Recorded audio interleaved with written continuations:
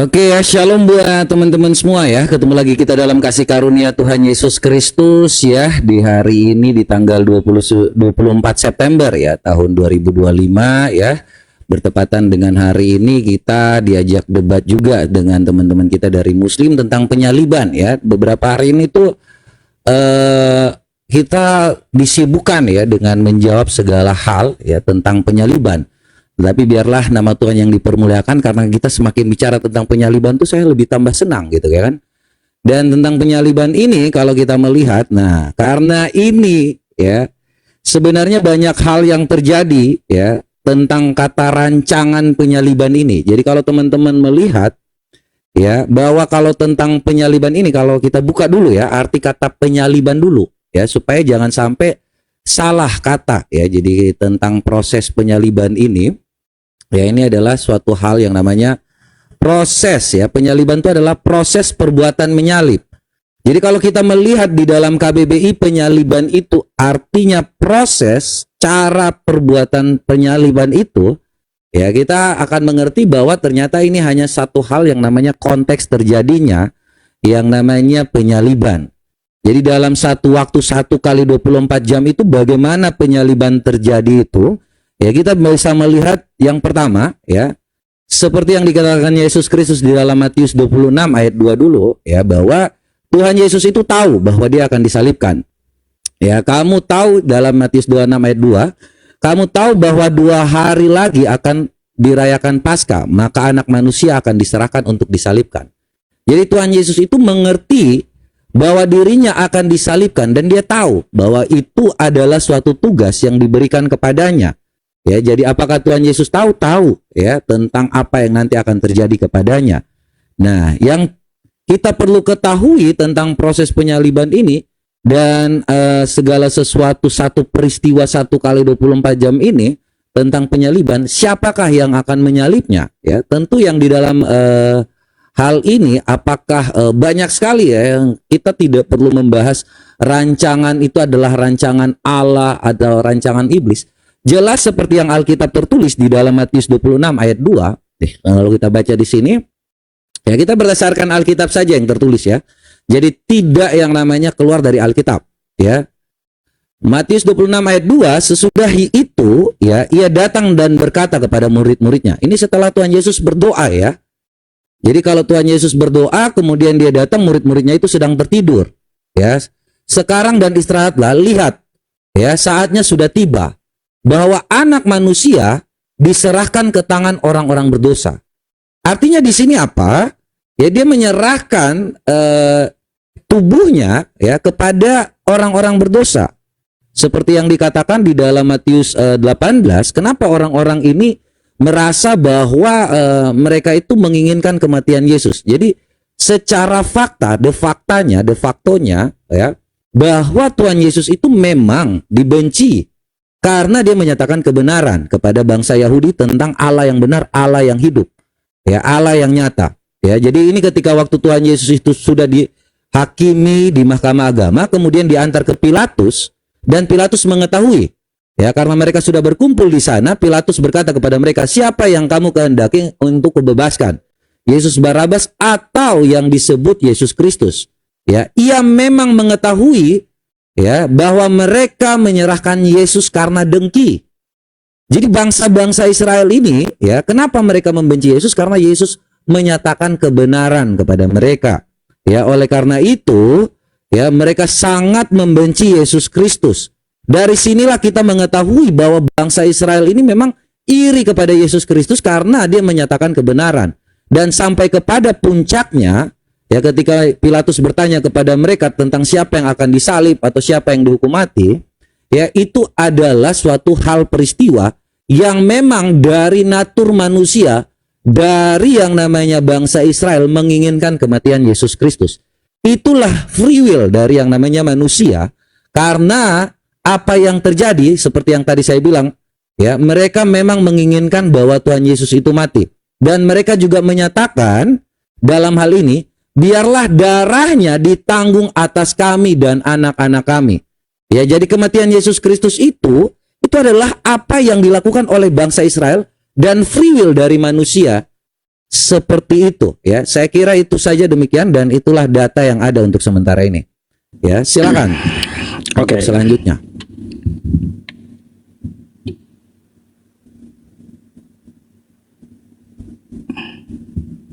Belum muncul waktunya, tunggu.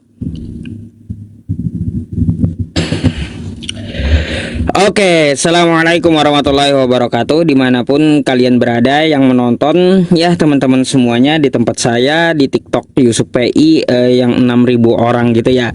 Kita ada janji malam ini ya berkaitan tentang masalah tema penyalipan.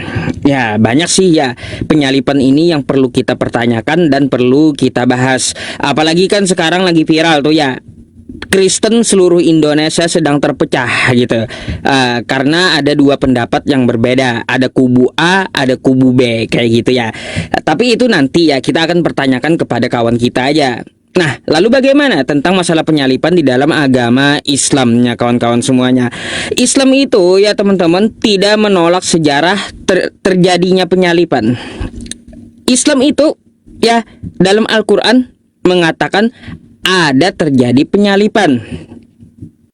Tapi ya siapakah yang disalib? Nah, ini yang kita berbeda dengan kawan kita yang di sebelah gitu ya. Anggaplah Nabi Isa dan Yesus itu sama ya, dan terjadi sejarah penyalipan. Anggap sama saja gitu ya. Lalu bagaimana pandangan Al-Quran? Ya pasti kita merujuk ke dalam Quran surah An-Nisa ayat 157 ya, 157. Wa qaulihim inna qatalnal masiha Isa bin Maryam Rasulullah wa ma qataluhu wa ma salabuhu walakin syubbiha lahum. Kan kayak gitu ya. Mereka berkata ya, Allah menghukum mereka atas perkataan mereka yang menangkap Nabi Isa alaihi salam seorang utusan Allah. Wa ma qataluhu, padahal dia tidak membunuhnya. Wa ma salabuhu, padahal mereka tidak menyalibnya. Walakin syubbiha lahum, akan tetapi Nabi Isa itu diserupakan. Nah, jadi seperti itu. Jadi di dalam agama Islam ya, Nabi Isa tidak mati terkutuk. Bahkan Nabi Isa tidak mati sampai sekarang. Tapi kemana dia? Di ayat selanjutnya Quran surah An-Nisa ayat 158, barrafa'ahullahu ilaih, dia diangkat ke hadirat Allah, bukan ke sorga ya, tapi ke hadirat Allah. Nah, jadi seperti itu ya sekilas sedikit tentang masalah Nabi Isa alaihi salam yang ada di dalam Al-Quran kita. Kita tidak menolak penyalipan itu terjadi, tetapi kita menolak bahwa yang tersalib itu adalah Nabi Isa. Tidak mungkin seorang nabi ya yang kita muliakan itu mati terkutuk di tiang salib. Ingat, salib itu kalau kita membaca artikel, banyak artikel, salib itu adalah lambang kutuk. Hukuman yang digunakan oleh tentara Romawi pada zaman itu. Nah, jadi seperti itu ya kawan-kawan semuanya. Bukan berarti salib itu adalah lambang kemenangan, bukan. Salib itu lambang kutuk. Nah teman-teman semuanya ya, malam hari ini kita pun juga akan mempertanyakan beberapa hal terkait yang viral saat ini ya teman-teman. Saya mau tahu pendapat kawan kita yang di sebelah ini nanti ya, mata pisau ini apa pandangan dia gitu, dan bagaimana pendapat dia. Nah itu yang perlu kita pertanyakan juga. Baik, untuk masalah dalam agama Islam, penyalipan ini ya teman-teman semuanya sebenarnya nggak terlalu banyak dibahas gitu ya. Memang ayat Nabi Isa itu banyak, 94 ayat total di dalam Al-Quran tentang Nabi Isa. Tapi kalau untuk masalah penyalipan itu sekilas aja gitu. Allah Subhanahu wa taala menurunkan wahyunya untuk membahas masalah penyalipan tersebut. Ya. Jadi seperti itu teman-teman. Kalaunya untuk masalah background Nabi Isa banyak, tapi kalau untuk khusus membahas penyalipan hanya ada satu di dalam Al-Quran kita, yaitu Quran surah An-Nisa ayat 157. Ya itulah opening dari saya ya teman-teman semuanya. Mungkin habis ini langsung saja kita bernarasi dan langsung menjawab tanya jawab ya, tanya jawab dengan Robert gitu ya. Kita persilakan untuk dia, mungkin dia ada pertanyaan kepada Islam, Ya, kita akan jelaskan dan kita akan balik lempar juga pertanyaan untuk dia. Oke teman-teman, 20 detik ini jangan lupa untuk share ya, terus tap-tap layar dan ya ini ya teman-teman, kalaunya ada yang dipenuhi insya Allah silahkan dipenuhi gitu ya, untuk dibantu. Terima kasih banyak dan barokallah ya.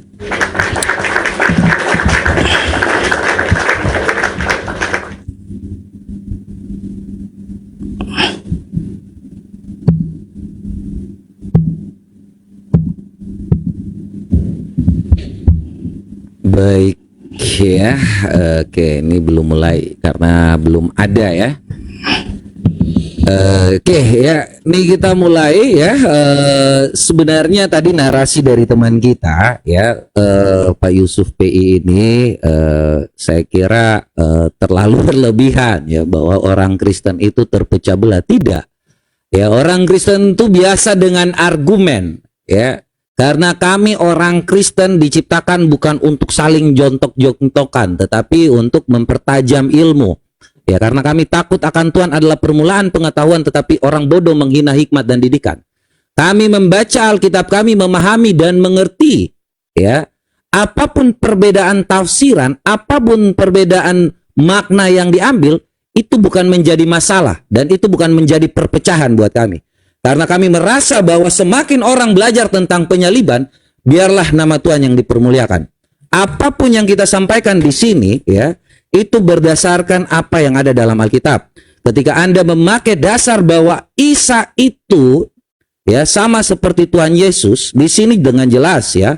Kalau dalam Lukas 23 ayat 46 di sini ya, saya langsung bantah saja bahwa lalu Yesus berseru dengan suara nyaring kepada Bapa, ya Bapa, ke dalam tanganmu kuserahkan nyawaku, dan sesudah berkata demikian menyerahkanlah nyawanya. Nah, di situ ada kepala pasukan, ya, yang melihat terjadi, ya, memuliakan Allah, katanya sungguh orang ini adalah orang benar.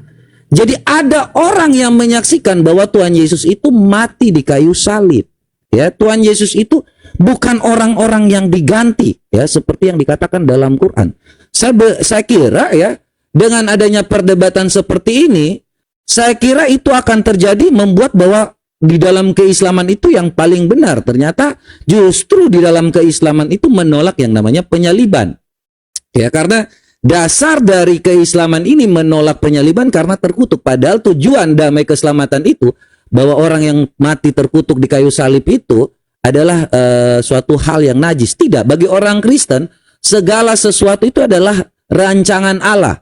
Ya, tetapi penyaliban itu murni karena keinginan manusia dan keinginan dari dengki terhadap manusia ya. Manusia dengki terhadap Tuhan.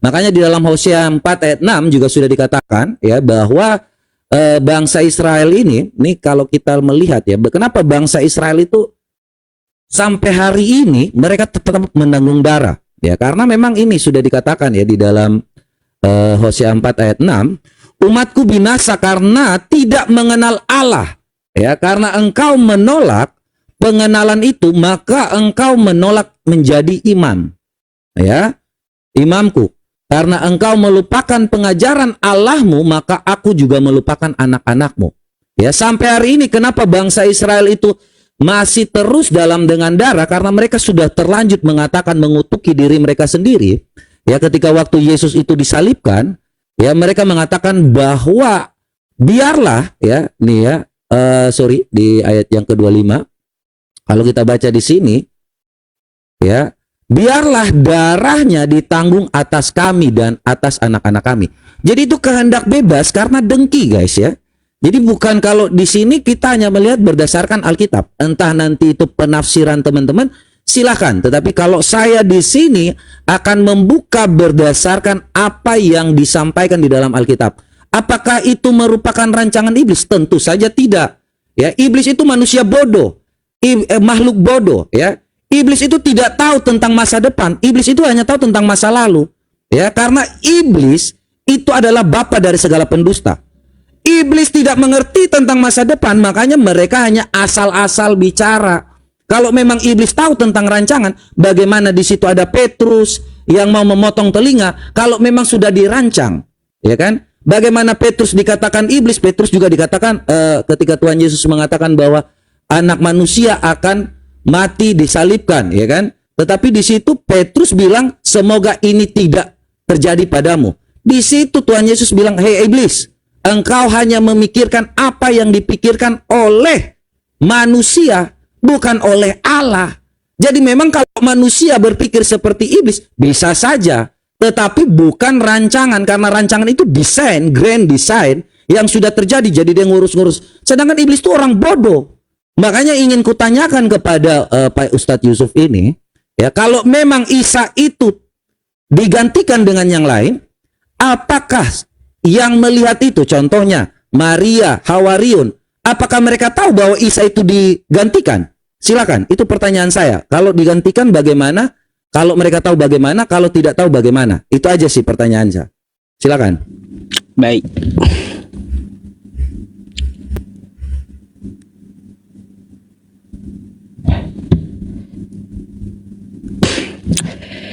Oke ya teman-teman, kita akan jawab dulu pertanyaan dia ya.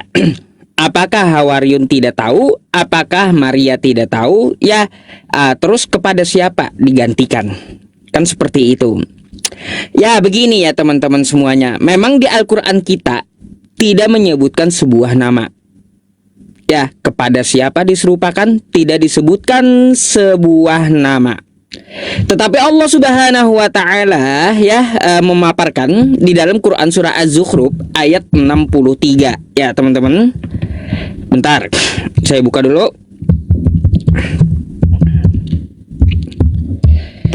Baik. Nih. Az-Zukhruf ayat 63. Mari kita baca sama-sama. Di dalam Quran 63 ya.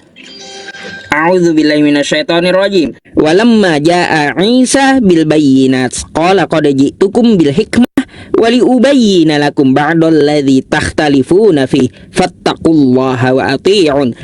Ketika Isa datang membawa bukti-bukti yang nyata, datang kedua kalinya dia membawa bukti-bukti yang nyata, dia berkata, sungguh aku datang kepadamu dengan membawa hikmah, dan untuk aku jelaskan kepadamu sebagian dari apa yang kamu perselisihkan. Jadi ya teman-teman semuanya, kepada siapa Nabi Isa kepada siapa Nabi Isa diserupakan? Ternyata Nabi Isa sendiri yang akan menjelaskannya pada saat dia datang kedua kalinya. Gitu. Jadi kita tidak bisa berasumsi gitu ya, tidak bisa berasumsi apakah Maria seperti ini, apakah Hawariun seperti itu, apakah kata Al-Quran Yudas Iskariot? Enggak. Di dalam Al-Quran tidak ada dikatakan Yudas Iskariot, enggak ada. Ya, tidak disebutkan sebuah nama. Tapi Allah mengatakan ya, Allah mengatakan dia akan memerintahkan Nabi Isa dalam waktu turunnya kedua kali, itu dia akan menjelaskan dengan hikmah bagaimana kronologi penyalipan di abad pertama tersebut. Jadi seperti itu. Sebenarnya ya teman-teman juga kita nggak terlalu penting gitu ya tentang masalah salib ini ya, karena ketika ayat ini turun ya Rasulullah Shallallahu Alaihi Wasallam itu nggak pernah ditanya gitu oleh sahabatnya, ya Rasulullah, dengan siapa ya Nabi Isa itu diserupakan? Tidak pernah ada ya, tidak pernah ada gitu, tidak pernah ada Nabi Isa itu diserupakan, disebutkan Rasulullah dalam satu nama. Nggak ada. Nggak ada. Karena memang tidak ada pertanyaannya. Jadi bukan hal yang fundamental di dalam iman Islam ya teman-teman. Nggak ada pentingnya gitu. Jadi kalau menurut Anda yang berkepentingan, silahkan cari sendiri ya, atau nunggu Nabi Isa datang kedua kalinya gitu ya. Jadi Hawariun tahu atau tidak ya, kita tidak menjelaskan masalah Hawariun tahu atau tidak gitu ya. Kita menjelaskan tekstual, waktu kronologinya ya, kronologinya, waktu penyalipannya ya. Apakah Hawariun saat itu ada atau tidak? Ya, tidak ada tekstualnya di situ. Ya, tidak ada tekstualnya. Kita nggak akan menambahkan Al-Quran dan tidak akan mengurangi Al-Quran. Berkaitan tentang masalah penyalipan ini, ya sekarang lagi viral tuh ya. Kristen Indonesia sampai gerejanya tergoncang, ya tergoncang hebat. Ada dua statement yang berbeda ya dari apologet Kristen Edis TV dan Pak Bom Bom. Pak Bom Bom mengatakan bahwa penyalipan itu adalah rencana dari Bapa yang di sorga, sedangkan Edis mengatakan bahwa penyalipan itu dari iblis. Sekarang saya mau tanya kawan kita ini dulu ya. Kawan kita ini yang kita tanyakan, mana yang benar di antara keduanya? Apakah yang benar Edis atau yang benar adalah Bom Bom? Atau jangan-jangan kagak benar dua-duanya? Nah, tolong kamu jawab dulu itu. Saya pengen tahu kamu mengikuti pendapat yang mana? Mengikuti penyalipan dari iblis atau penyalipan dari Bapa yang di sorga? Ya, siapa yang salah, siapa yang benar? Tolong dijawab dulu, Anda ikut yang mana? Silakan ya.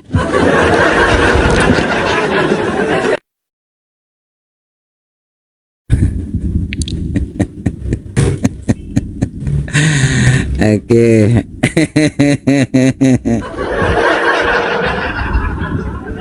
Belum muncul waktunya. Aku pengen tahu, saya pengen tahu gimana pendapat dia.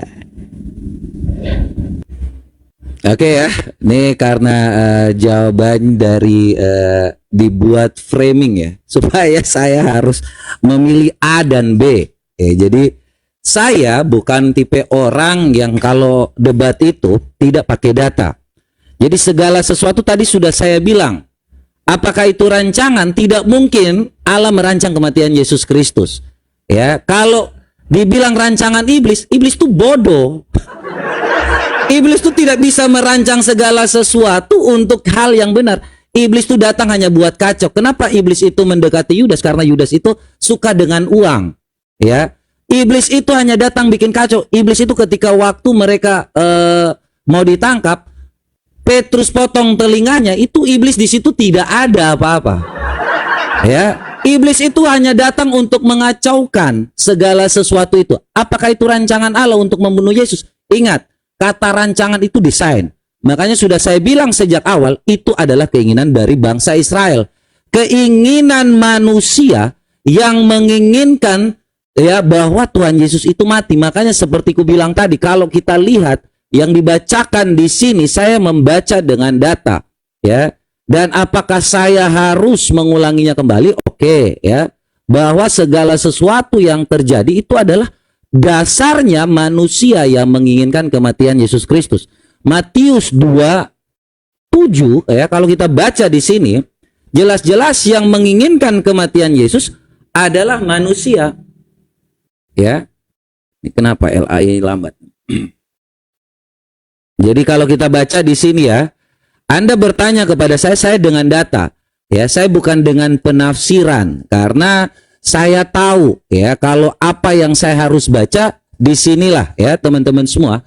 Ketika tadi sudah dijelaskan bahwa mereka dengki ayat 18-nya. Di sini ketika waktu Pilatus bertanya kepada mereka, ya, Pilatus bertanya kepada mereka, apakah yang harus kuperbuat kepada orang yang benar ini? Yesus ini adalah orang benar. Ya, semua menjawab, ia harus disalibkan. Ini perkataan bangsa Israel. Apakah di sini ada yang namanya iblis? Tidak ada. Ini adalah kehendak bebas dari manusia. Apakah ia harus disalibkan? Iya, ini perkataan nih. Tetapi kejahatan apakah yang harus kusampaikan karena untuk membunuh dia?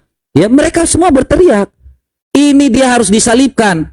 Ya, karena Pilatus melihat bahwa segala usaha malah sudah timbul kekacauan, ia mengambil air dan membasuh tangannya di hadapan mereka dan berkata, aku tidak bersalah atas apa yang kamu lakukan. Jadi tidak ada di sini yang namanya iblis atau siapapun atau Allah merancang kematian. Murni karena kematian itu dari bangsa Israel. Makanya bangsa Israel mengatakan sendiri, biarlah darahnya ditanggung atas kami dan atas anak-anak kami. Tuhan Yesus itu datang kepada kita semua dengan tubuhnya, ya. Itu menjadi jalan kebenaran, mempersatukan kita dengan Allah.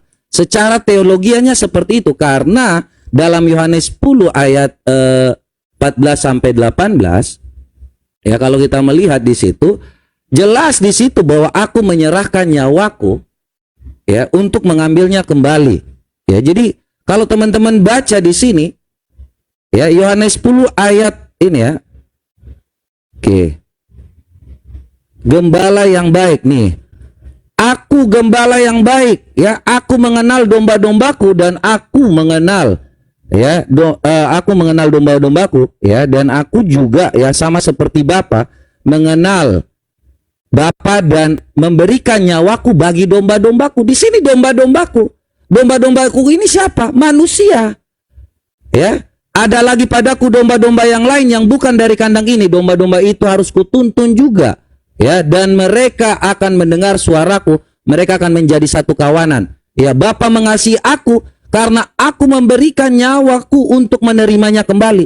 Jadi dia memberikan apa yang terjadi kembali kepada manusia. Ini tubuhku, kalian mau lakukan apa? Ya, jadi itu kehendak bebas manusia. Beda dengan umat Islam. Iblis adalah bapa dari segala pendusta. Kalau memang betul bahwa Tuhan Yesus itu kabur, kenapa seperti Dewa Molok? Kenapa harus menggantikan yang lain? Kenapa enggak ambil saja? Kenapa enggak langsung kabur saja? Kenapa harus menggantikan dengan seorang yang tidak bersalah dengan apa-apa? Makanya ku tanya kepada kalian, apakah kalian ini menyembah iblis? Ya, karena iblis adalah bapa dari segala pendusta. Satu pertanyaan saya ya, yang belum apakah mereka tahu, saksi-saksi ini tahu atau tidak? Tolong dijawab itu saja. Ya, silakan. Oke.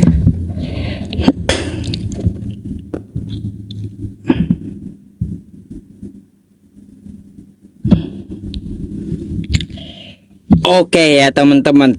Saya udah jawab dari tadi ya. Apakah ada Hawariun sebagai saksi waktu penyaliban Nabi Isa? Apakah Hawariun ini tahu bahwa Nabi Isa itu diserupakan? Tidak ada tekstual yang tertulis tentang Hawariun menyaksikan penyaliban Nabi Isa. Nggak ada ya, karena diserupakan di situ bukanlah Nabi Isa. Oke? Nah, jadi seperti itu. Nggak ada tekstualnya. Jadi aku nggak akan menambah-nambahi Al-Quranku, nggak akan mengurang-ngurangi Al-Quranku. Kalaunya tidak ada, ya aku jawab tidak ada. Kan seperti itu. Ya, apakah Hawariun melihat? Tidak ada tekstualnya di dalam Quran. Ah, gitu aja. Ya, nggak bisa dipaksa. Kan kayak gitu ya. Tentang masalah penyalipan itu. Nah, tentang jawaban Robert ini. Ini tambah lucu teman-teman. Saya menyimak jawabannya tadi tambah lucu. Tadi saya ya teman-teman semuanya ya mengatakan kepada dia, kamu ikut pendapat yang mana? Pendapat Edis, rencana dari iblis, dia tolak, atau pendapat Bom-Bom, rencana dari Bapak, kan gitu. Dia lebih condong ke Bom-Bom ya. Tapi ada dari dia, statement dia, narasi dia tadi yang saya perhatikan, keinginan manusia. Nambah lagi gitu. Ini yang mana yang betul sih? Keinginan manusia atau keinginan Bapa yang di surga kan nebus dosa, atau keinginan iblis kah? Jadi bingung saya jadinya, serius loh. Nambah lagi satu di sini. Atau kayak gini aja dah, tolong dah ya dijawab dengan jelas ya. Saya kasih pilihan ganda, nggak ada tapi-tapian lagi ya. Yang manakah yang betul penyalipan ini? A, ya keinginan iblis, ini pendapat Edis, atau B, ini keinginan Allah Bapa, pendapat Bom-Bom, atau C, keinginan manusia, ini pendapat Robert. Jawab ya. Udah ada, saya tambah jadi C, jadi ya. Jadi C kayak gitu, keinginan manusia. Silakan kau silang yang mana gitu. Bingung aku jadinya, penjelasan kau malah makin blunder menurutku. Kayak gitu. Jadi udah dibilang juga ya teman-teman semuanya tentang masalah penyalipan Nabi Isa itu ya tidak menjadi hal yang fundamental di dalam keislaman ya. Mau disalibkan sama Saifuddin Ibrahim kayak atau Edis TV atau sama Robert kayak sama aja ya gitu ya. Nggak ada pengaruhnya dalam agama Islam tentang masalah penyalipan itu. Tapi kalau Anda ya berkepentingan gitu ya dalam penyalipan itu, ya silahkan Anda cari sendiri kan jadinya. Ya, cuma di dalam Al-Qur'anku itu kalaunya tidak ada maka aku akan mengatakan tidak ada gitu. Atau kalaunya saya tidak tahu, maka saya akan mengatakan la adri. Aku tidak tahu. Kan seperti itu ya teman-temannya. Karena apa? Kita nggak boleh ya mengada-ngada tentang Al-Quran. Nah, jadi begini ya teman-teman semuanya. Saya mau membawakan dulu kepada kawan kita yang satu ini ya. Kalau saya sih condong lebih pendapat Edis yang betul. Kenapa? Penyalipan itu rencana dari iblis. Karena gini ya, di Yohanes 8 nomor 44 ya. Mari kita baca. Iblislah yang menjadi bapamu dan kamu ingin melakukan keinginan-keinginan bapamu. Ia adalah pembunuh manusia sejak semula dan tidak hidup dalam kebenaran. Jadi iblis ini pembunuh manusia sejak semula. Waktu Nabi Adam ya digoda oleh iblis, iblis kan maunya Nabi Adam itu berdosa agar Nabi Adam katanya jatuh dalam maut kan kayak gitu ya. Kayak gitu. Jadi yang menginginkan Yesus mati di tiang salib ini adalah pengikut iblis ya. Karena iblis ingin Yesus itu mati di tiang salib agar disalibkan. Jadi ini adalah rencana iblis lebih kuatnya gitu ya. Bukan rencana Allah Bapa. Kalau rencana Allah Bapa, kok Tuhan kejam. Katanya Maha Pengasih, kok menumbalkan anaknya jadi kejam. Masa mengutus anaknya untuk dikorbankan, kejam kali bapaknya itu.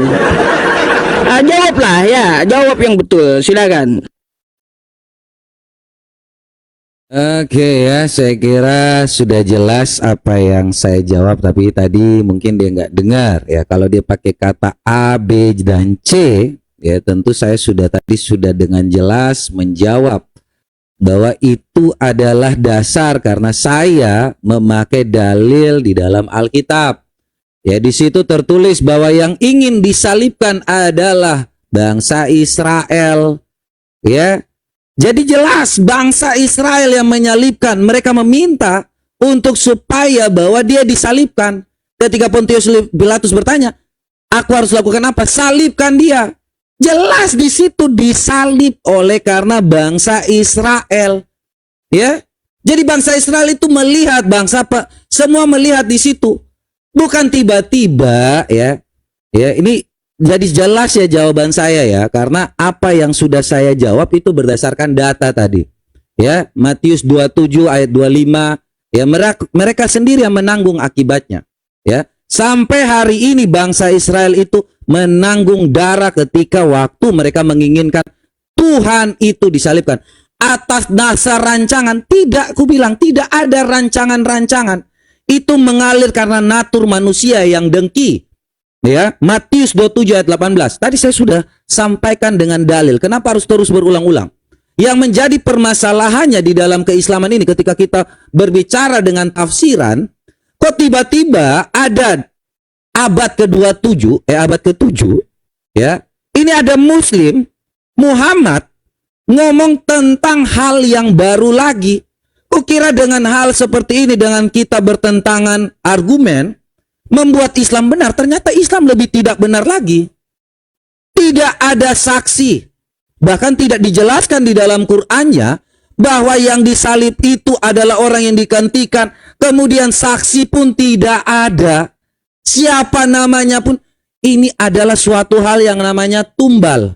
Orang yang tidak bersalah justru dijadikan tumbal. Tadi ada ngomong tentang suatu hal. Betapa Anda bilang bahwa kok Allah itu menjadikan anaknya.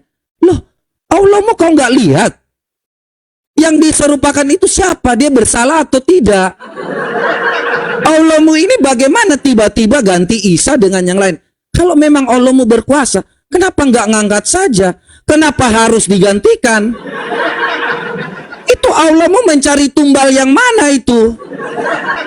Siapa orang itu saja tidak tahu dia orang benar atau tidak. Ya.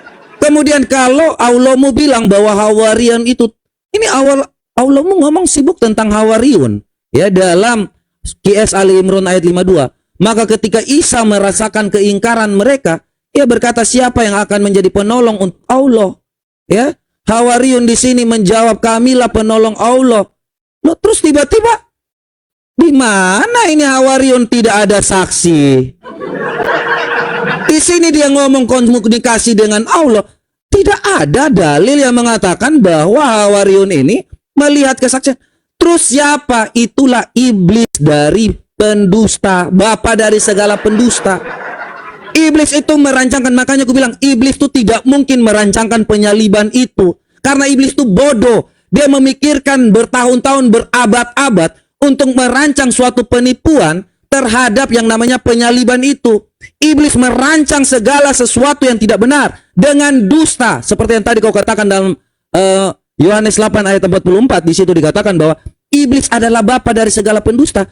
Buktikan kalau ada novum, ada bukti baru di dalam apa yang Allahmu sampaikan. Iblis adalah bapa dari segala pendusta, jelas. Karena iblis memang sengaja aja. Iblis merancang itu berabad-abad. Iblis merancang itu. Dan yang terjadi kepada orang-orang bodoh di zaman jahiliyah juga. Makanya itu dia hanya bisa menipu orang bodoh. Bagaimana dibilang bahwa dia pintar kalau seandainya dia hanya merancang satu peristiwa itu? Iblis membutuhkan waktu yang lama, sama seperti Dewa Molok.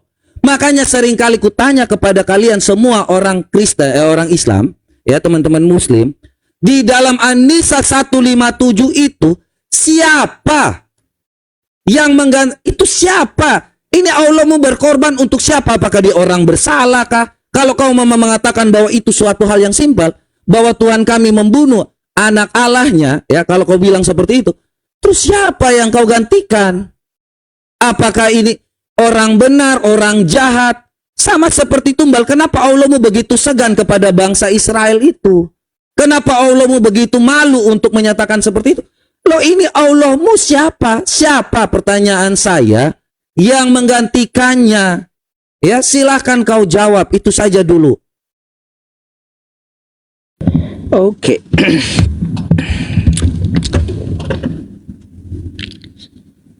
Panas ini ya teman-teman, panas. Panas. Baik ya teman-teman semuanya. Siapa yang digantikan katanya? Kan saya udah bilang ya teman-teman dari awal ya.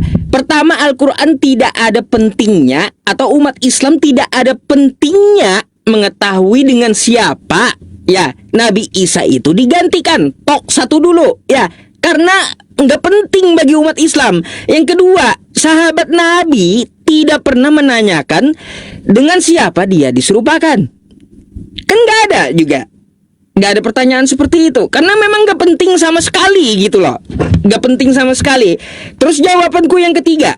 Tadi aku membawakan Quran surah Az-Zukhruf ayat 63. Lupa atau kayak gimana gitu ya. Apa yang dikatakan di Az-Zukhruf 63? Coba nih saya ulang lagi sekali lah ya.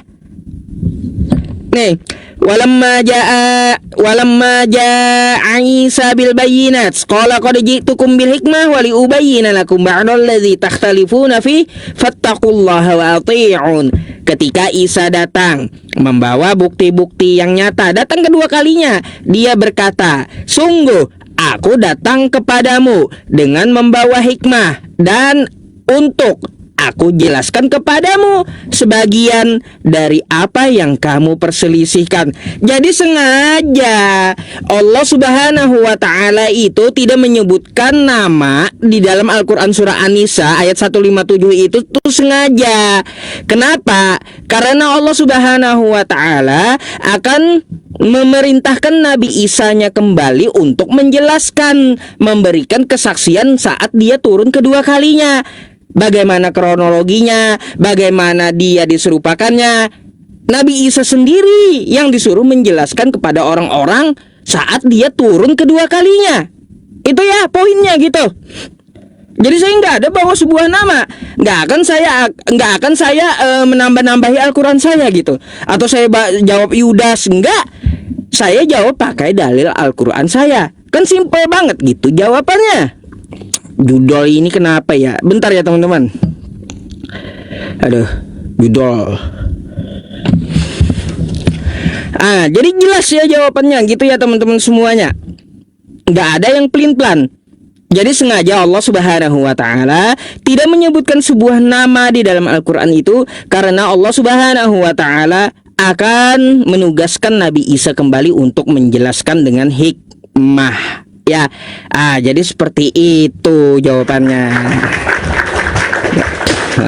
Nggak penting juga sih ya masalahnya. Tadi ya berkaitan tentang jawaban dia ya teman-teman. Ini jawabannya agak lucu. Jawabannya kayaknya C deh ya, C. Jawabannya C teman-teman. Keinginan Israel. Ini yang mana yang betul, Robert?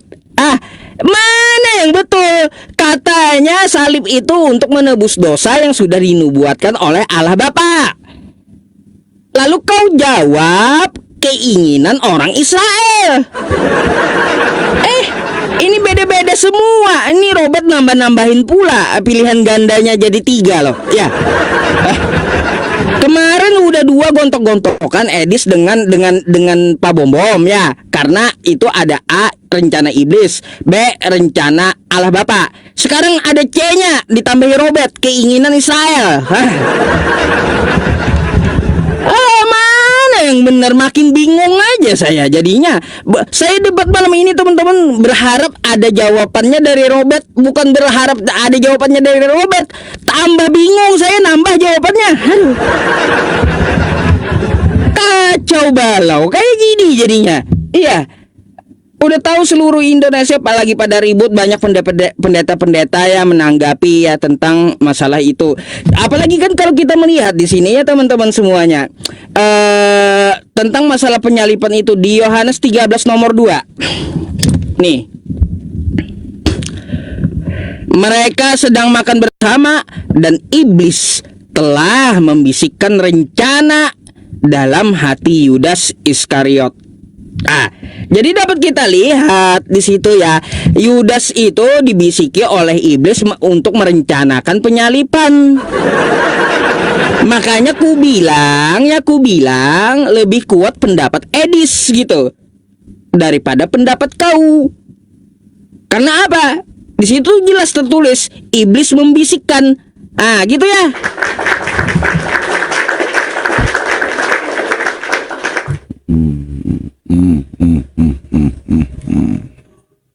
Oke ya, jadi karena bingung ya, umat ini lagi bingung ya dengan apa yang mereka memang umat-umat bingung sih, sehingga nggak tahu juga Allahnya ini mau arahkan mereka kemana juga. Tapi kita jawab dulu guys ya, terkait dengan hal yang namanya Anda mau bilang A, B, kemudian C, itulah iman kami, penuh rahasia dengan penyaliban itu. Rancangan Allah itu rancangan damai sejahtera untuk kita semua. Rancangan itu rancangan keselamatan. Ya, tetapi kita berbicara tentang hari ini tentang rancangan penyaliban. 1 kali 24 jam proses itu terjadi seperti apa? Ya, jadi apa yang kita bicarakan di sini berdasarkan data. Ya, jadi bukan omon-omon. Kalau orang yang omon-omon silakan. Kalau saya berdasarkan data. Ya, jadi apa yang tertulis di dalam kitab saya pun saya tidak akan menambahkan, tidak akan mengurangi. Makanya saya dari tadi menjawab dengan data. Ketika waktu ku bilang bahwa tadi di dalam Hosea, ya, bangsa Israel, ini Hosea 4 ayat 6 sudah ku bacakan tadi. Jadi masa saya harus mengulang terus? Ya, kemudian di sini ada Yohanes, ya. Ini Yohanes 10 ayat 14 sampai ke 18 tadi sudah saya jelaskan. Ya, sama seperti Bapa mengenal aku menyerahkan, ya, memberikan nyawaku bagi domba-dombaku, diserahkan kepada manusia. Ya, dia memberikan kepada manusia. apa yang kalian inginkan, dan di situ apakah ada keinginan iblis? Tadi kau sudah bilang bahwa Yudas dibisiki. Yudas itu, ya, iblis itu hanya mau supaya Yudas menjual Yesus Kristus, tetapi tidak tahu apa rencana-rencana selanjutnya. Karena yang terjadi adalah di situ Yudas pun melempar uangnya kembali ketika waktu dia tahu bahwa Yesus itu mau dihukum mati. Ya, jadi tidak ada pengetahuan tentang iblis. Kebodohan iblis itu terdapat di dalam kalian, teman-teman umat Muslim. Masa Anda menceritakan suatu peristiwa yang begitu hebat terjadi hanya dalam satu ayat ini, dan Anda nggak tahu konklusi dari kalimat ini, kesimpulannya siapa? Itu adalah suatu kebodohan. Itu adalah salah satu dusta yang begitu nyata. Ya, bagaimana ayat ini menggambarkan supaya kalian itu percaya bahwa Isa itu tidak disalibkan? Tanpa ayat ini sudah tidak ada lagi ayat-ayat selanjutnya. Inilah pendusta. Iblis begitu, karena iblis itu, ya, Allah itu menyesatkan, guys. Kalau kita baca di dalam surah Al-Hijr ayatnya yang ke-39, ya, dengan jelas di situ dikatakan bahwa ini, ya, iblis berkata kepada Tuhanku, ya, karena engkau telah menyesatkan aku, ya, sungguh nih, aku akan menjadikan kejahatan terasa indah bagi mereka di bumi, dan sungguh aku akan menyesatkan mereka semua. Allahmu saja menyesatkan iblis dan menyesatkan semua orang yang ada di situ. Makanya Allahmu itu bisa dikatakan adalah iblis, karena tidak mungkin bahwa segala sesuatu yang tidak ada buktinya, tidak ada yang namanya saksinya, terus tidak ada bukti baru. Minimal Allahmu ketika waktu dia di kemudian hari 6 abad ke-7 atau abad ke-6 itu, minimal dia kasih tahulah ke Muhammad, "Hei Muhammad, coba kau lihat, ini bukti baru yang terjadi dalam penyaliban Isa. Orang yang digantikan itu kuburannya di sini." Minimal seperti itu beban pembuktiannya. Tetapi apa? Hanya omong-omong. Tidak ada lagi kata lain selain apa yang keluar dari mulut Muhammad, yaitu seperti An-Nisa 157 itu. Tidak ada lagi yang namanya bahan pembuktian baru. Hanya yang terjadi omongan dari Muhammad.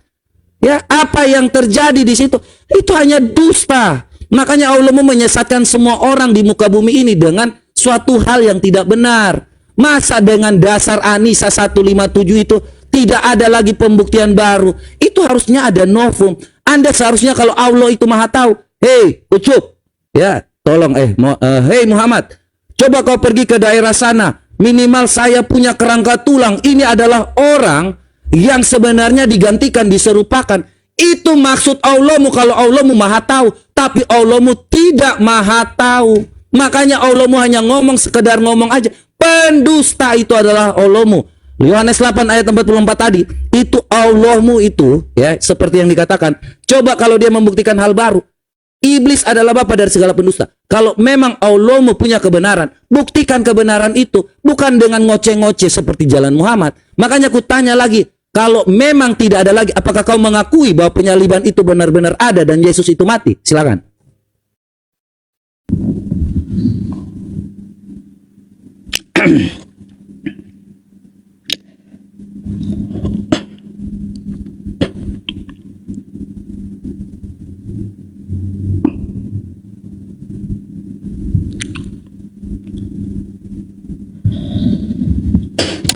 Oke ya teman-teman semuanya, dari pertanyaan dia ya kita akan tanggapi ya teman-teman. Jadi begini ya Robert ya, kamu harus mengerti ya yang ku jelaskan tadi. Rupanya kamu kagak ngerti-ngerti yang ku jelaskan dari tadi ya. Tidak ada disebutkan sebuah nama, oke? Maka tidak akan ditambah-tambahkan atau tidak akan diada-adakan tentang Al-Quran itu gitu. Kok ngotot gitu? Ya, ngotot dengan siapa? Terus apakah mengakui Allahmu, apa tadi kata dia terakhir tadi? Bukan ke situ kawannya jalurnya. Bukan ke situ, nggak nyambung ya, nggak nyambung. Kalaupun ya maunya Nabi Isa itu dia digantikan oleh Robert, kami masa bodoh itu. Karena Kenapa tidak menyangkut langsung ke akidah? Gak ada masalahnya. Ya, jadi kagak penting sama sekali. Jadi seperti itu. Mau dengan siapapun ya, Allah Subhanahu wa taala Maha mengetahui ya. Contoh saja ya teman-teman semuanya, saya pernah analogikan. Saya mengutus anak saya di Jakarta. Selama anak saya di Jakarta, ya, anak saya dituliskan kehidupannya oleh orang-orang Jakarta. Oke? Lalu anak saya yang saya utus di Jakarta itu, dia diancam orang. Langsung telepon saya di Banjarmasin. Yusuf, ayah Yusuf, ya. Ini saya diancam orang mau dibunuh. Jemputlah saya ke sini. Langsung saya jemput tuh anak saya pakai jet pribadi. Orang kagak tahu gitu. Ya. Habis itu saya bawa dia ke rumah. Lalu tiba-tiba ada orang Jakarta tulisannya anak Yusuf mati dibunuh. Lihat pun kagak, tapi berani menuliskan. Kira-kira kita lebih percaya yang mana coba? Ya, apakah yang menuliskan yang tidak melihat anak Yusuf mati dibunuh, atau bantahan saya sendiri yang mengutus anak saya yang jemput bahwa anak saya tidur di rumah? Orang pasti lebih percaya kepada saya, kepada ayahnya, kepada yang mengutusnya. Bukan tulisan yang kagak jelas dari apa? Dari tulisan orang-orang Jakarta. Maka dari itu ya teman-teman semuanya, di situ aja kita dapat melihat ya kebenaran itu ada di dalam Al-Quran. Terus ya Bet ya, kau perlu tahu nih ya, iblis ini adalah bapamu. Karena kau inginkan Yesus itu tersalib kan gitu, mati di tiang salib ya, sesuai kehendak Bapa yang di sorga. Jadi kau mau bilang ya, iblis dengan Bapa adalah satu gitu. Sekongkol gitu.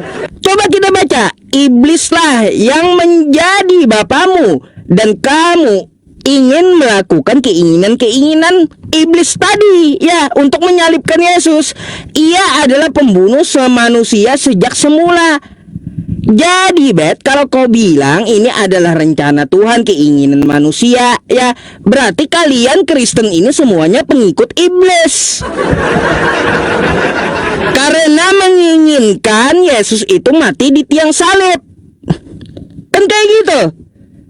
Kalian ingin Yesus itu mati di tiang salib dengan iming-iming katanya menebus dosa. Tapi di sini kata Yesus apa?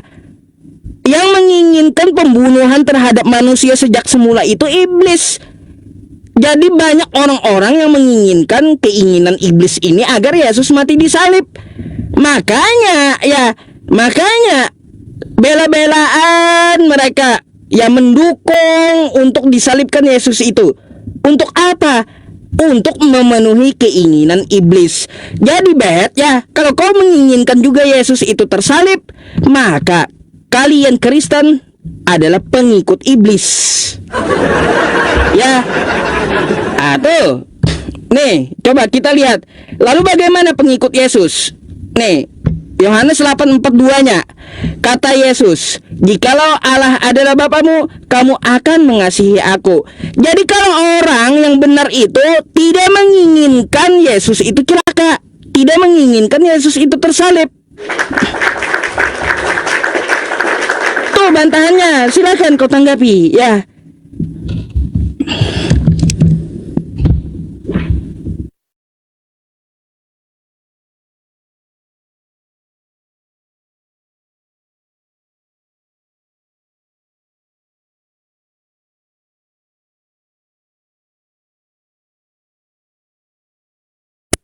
Jadi jelas ya, dari tadi dia nggak nyimak kalau Tuhan Yesus itu tahu bahwa Tuhan Yesus itu akan disalibkan. Dia sudah katakan dalam Matius 26 ayat 2, nih, kamu tahu bahwa 2 hari lagi akan dirayakan Paskah, maka anak manusia akan disalibkan. Nih dia udah kasih tahu. Pada waktu itu berkumpullah imam-imam Yahudi, bangsa dan tua-tua di sana ya. Jadi mereka, Tuhan Yesus itu sudah tahu. Tuhan Yesus mengatakan dalam Yohanes 10 ayat 18, Tidak seorang pun mengambilnya daripadaku, melainkan aku yang memberikannya menurut kehendakku sendiri. Jadi Tuhan Yesus itu memang mau untuk menyerahkan dirinya. Sekarang manusia, ya, karena dia itu menjadi jalan, tubuhnya itu menjadi jalan kita, mempersatukan kita kembali dengan Allah yang sudah terpisah. Aku berkuasa memberikannya dan berkuasa untuk mengambilnya kembali. Dan itu adalah tugas yang kuterima daripada Bapakku.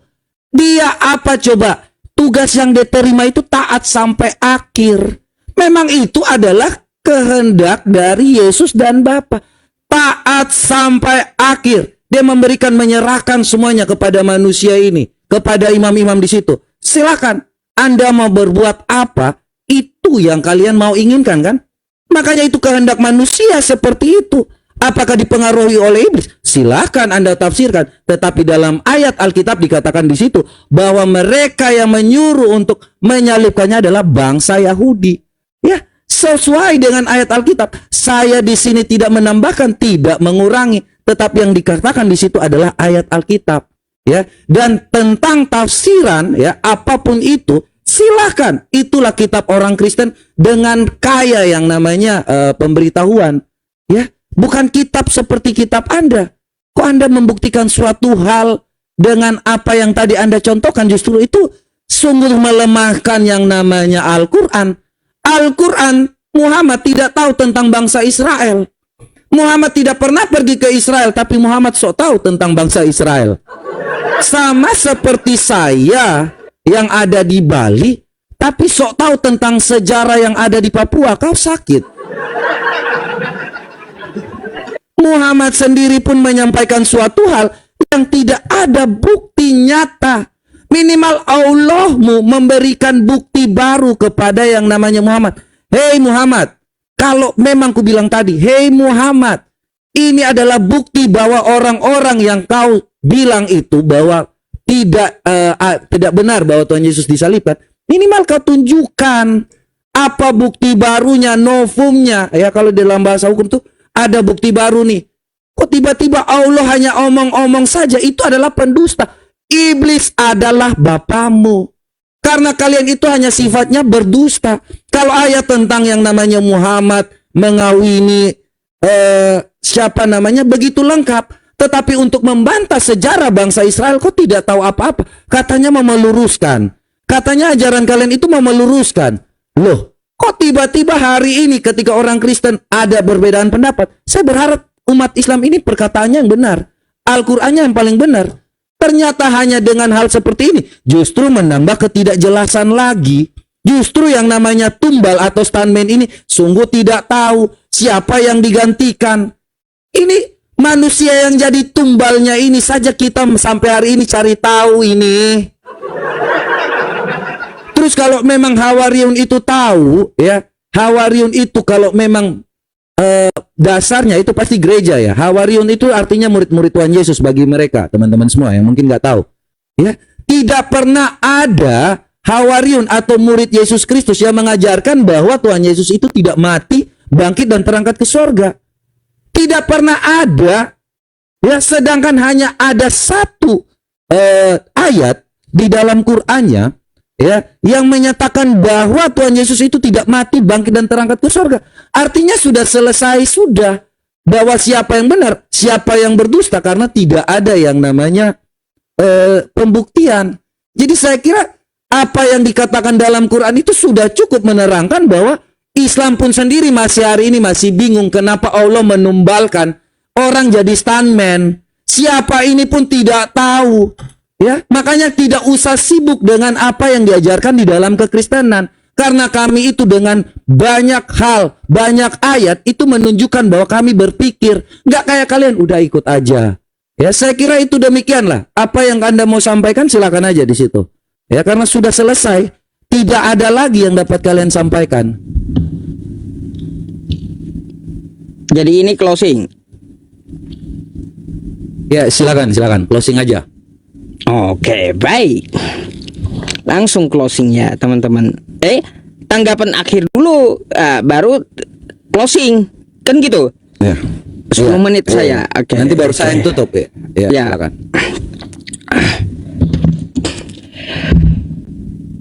Oke ya teman-teman semuanya. Kenapa Allah ya tidak menyebutkan sebuah nama? Tadi kan saya sudah berikan alasannya, kan kayak gitu. Jadi Allah tidak mungkin berdusta. Gak mungkin. Dia pasti memerintahkan utusannya untuk menjelaskan dengan hikmah. Udah itu aja, beres. Di tempat kami itu nggak neko-neko, nggak ada kami bingung, nggak ada, karena memang kagak penting sama sekali gitu. Gitu nggak penting sama sekali buat mau digantikan dengan Saifuddin Ibrahim ke, mau diserupakan dengan Edis TV ke, mau diserupakan dengan Robert ke, terserah ya. Nggak ada pentingnya dalam akidah Islam itu ya. Gak ada pentingnya sama sekali, makanya kami gak terlalu mengurusi gitu. Makanya ya sahabat Nabi pun juga tidak mempertanyakan karena memang kagak penting. Jadi kalau kau berkepentingan ya terhadap Al-Quran kami, kaulah yang cari dengan siapa diserupakan, kan gitu. Kami pemilik kitab aja gak repot gitu loh ya. Kami pemilik kitab aja gak repot nyari dengan siapa dia diserupakan. Kalian bukan pemilik kitab kok malah repot gitu nyari-nyari. Aduh. Ya kayak gimana ya teman-teman semuanya? Kan kayak gitu ya. Nah, terkait tentang masalah jawaban Robert tadi sama saya ya. Yesus sudah mengatakan ya, ada dua pilihan di situ. Di Yohanes 8:42 sampai 44 ada dua pilihan. Nih ya, saya ulang lagi sekali lagi ini ya, biar Robert tanggapi di closingnya nanti ya. Kata Yesus kepada mereka, jikalau Allah adalah Bapamu, kamu akan mengasihi aku, sebab aku keluar datang dan dari Allah. Kan kayak gitu. Nah, jadi kalau kamu tidak mengikuti iblis, maka kamu akan mengasihi Yesus. Yang namanya mengasihi Yesus itu kagak mau, kagak pengen Yesus itu celaka. Tapi faktanya apa?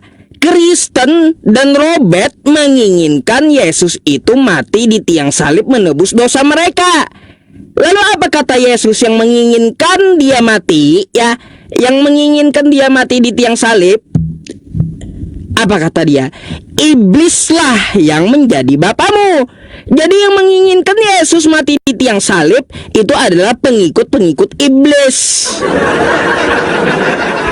Ya, dan kamu ingin melakukan keinginan-keinginan bapamu. Ia adalah pembunuh manusia sejak semula. Jadi yang menginginkan Yesus terbunuh di tiang salib itu adalah para pengikut iblis. Ya, Kristen di Indonesia akan menginginkan Yesus mati di tiang salib untuk menebus dosa. Kita dukung penyalipannya. Pengikut iblis. Ya, kenapa? Sudah dibilang di awal. Nih, Yohanes 13 nomor 2, mereka sedang makan bersama dan iblis telah membisikkan rencana di dalam hati Yudas. Rencana penyalipan itu dari iblis. Kalau kita lihat juga di Lukas 22 ya. Nih, Lukas 22 nomor 3. Maka masuklah iblis. Wah. Kerasukan iblis nih ke dalam Yudas yang bernama Iskariot. Sudah dibisikkan, dirasukannya pula. Agar apa? Terjadi penyalipan. Makanya iblis itu berjasa sebagai pahlawan dia dalam kekristenan. Iblis itu, tanpa iblis tidak ada penyalipan. Tanpa iblis tidak ada penebusan dosa. Jadi penebusan dosa dan penyalipan itu berasal dari iblis yang menginginkan Yesus mati tersalib untuk menebus dosa di tiang salib. Itu adalah para pengikut iblis. Jadi ya betul kata Edis gitu. Ya, rencana penyalipan itu dari iblis. Robert mengatakan dari manusia. Bom mengatakan dari Allah Bapa. Bingung kita. Kagak ada yang sama semuanya. Jangan-jangan Robert nanti mengatakan pula pilihan gandanya yang D. Ya, yang D. Apa yang D? Iblis dan Bapa adalah satu. Wah, kacau kan? Aduh.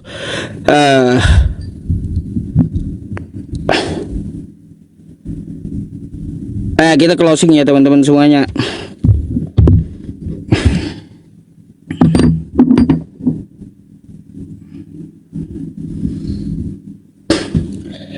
Ya teman-teman semuanya, ini ya closing statement saya. Jadi kesimpulannya ya di diskusi ini ya teman-teman, saya rasa saya hanya mendapat jawaban nambah lagi jadi cek gitu ya. Yang semula saya pikir cuma ada dua ya dari jawaban-jawaban yang sedang beredar di publik kan kayak gitu, entah iblis atau bapak. Ternyata setelah saya berdiskusi dengan kawan kita Robert ini ya, saya menarik kesimpulan dalam diskusi ini, maka jawabannya tambah jadi cek gitu ya. Nah itu aja sih ya yang mau saya sampaikan. Kenapa nggak ada jawabannya yang jelas gitu, nggak ada jawabannya yang jelas sama sekali. Ya bersyukurlah kita ya teman-teman sebagai umat Islam ya, kita mengatakan Nabi Isa itu ya tidak mati terkutuk di tiang salib ya. Karena apa tadi? Sesuai kajian kita ya, yang menginginkan pembunuhan kepada manusia itu adalah pengikut iblis. Makanya Islam menolak pembunuhan terhadap Nabi Isa gitu, menolak. Karena Islam, umat Islam itu pengikutnya ya, hambanya dari yang menciptakan langit dan bumi, yaitu Allah gitu. Makanya umat Islam menolak ya pembantaian atau pembunuhan di tiang salib. Karena Islam bukan pengikut iblis. Jadi yang menginginkan itulah pengikut iblis.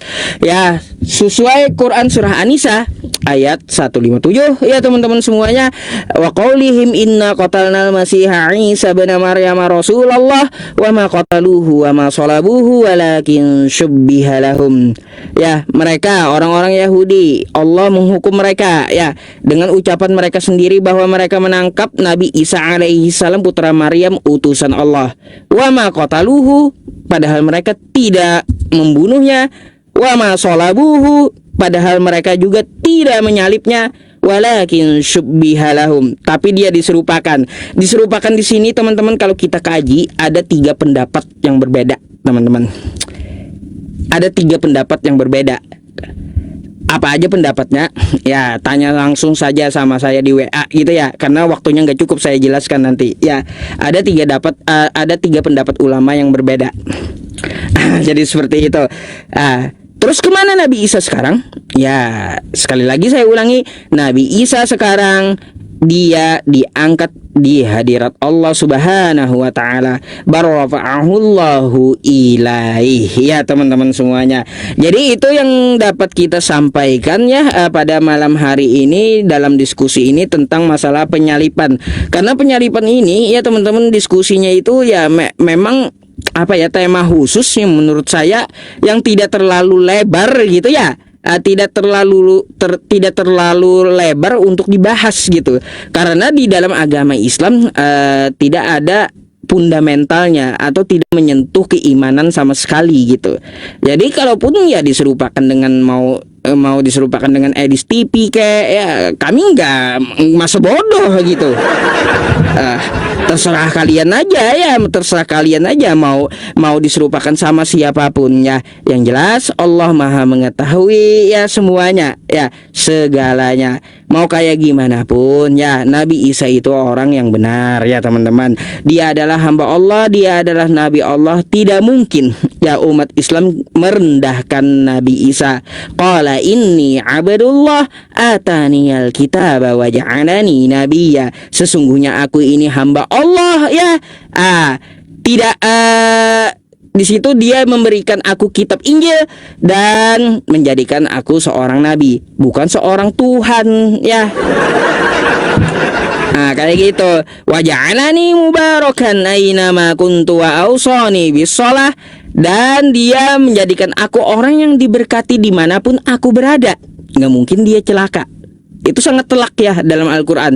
Jadi Nabi Isa saat ini dia di hadirat Allah tidak mati, tapi turun yang kedua kalinya. Beliau akan wafat seperti orang kebanyakan dan dikuburkan gitu ya. Jadi beliau wafat pada saat beliau turun kedua kalinya.